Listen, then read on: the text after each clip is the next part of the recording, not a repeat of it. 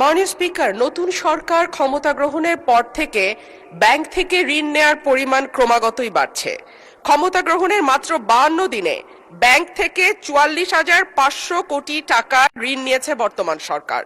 সরকারের দ্রুত ঋণ বৃদ্ধির কারণে ইতিমধ্যে চলতি অর্থবছরে বাজেটে নির্ধারিত লক্ষ্যমাত্রা ছাড়িয়ে গেছে। এবার বাজেটে লক্ষ্যমাত্রা ধরা হয় 1,04,000 কোটি টাকা।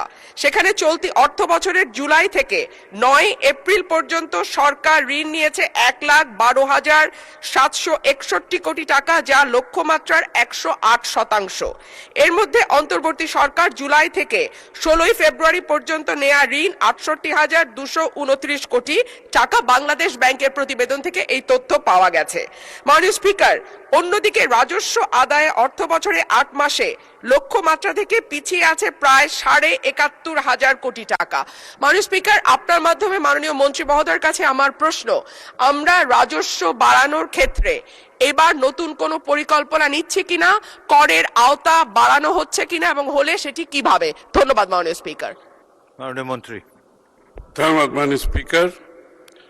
যে ঋণের কথা বলা হচ্ছে সেটা মূলত বিগত আমরা কিন্তু ফেব্রুয়ারি থেকে এখন পর্যন্ত মাত্র 2 মাসের মতো সরকারে এসছে, সুতরাং এটা ক্যারি ওভার হচ্ছে আগে থেকে, সুতরাং এই সংখ্যাটা এখানে বোধহয় প্রযোজ্য না, 1 নাম্বার।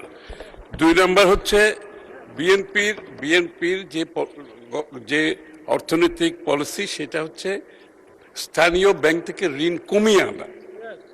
এবং আমি নিশ্চিতভাবে আপনাদের বলতে চাই, আগামী বাজেটে তার পরবর্তী সময়ে আপনারা দেখতে পাবেন আমরা প্রায় সরকার স্থানীয় ব্যাংক থেকে ঋণ কিভাবে কমিয়ে আনছি ক্রমান্বয়ে, এবং এটার প্রতিফলন আপনারা আগামী দিনে দেখতে পাবেন, এই বাজেটেও দেখতে পাবেন। তো সুতরাং ঋণ যেটা বিগত দিনের তো অনেক লাইবিলিটি আমরা গ্রহণ করেছি। এখন আমি তো আগেই বলেছি ব্যবসা বাণিজ্যের যে অবস্থা, ট্যাক্স জিডিপির কথা যখন আপনি বলেন, আমি তো ব্যবসার অবস্থা এতক্ষণ ধরে আপনাদেরকে বললাম, যেখানে ব্যবসায়ীরা এক্সিস্টেন্সিয়াল থ্রেটে আছে,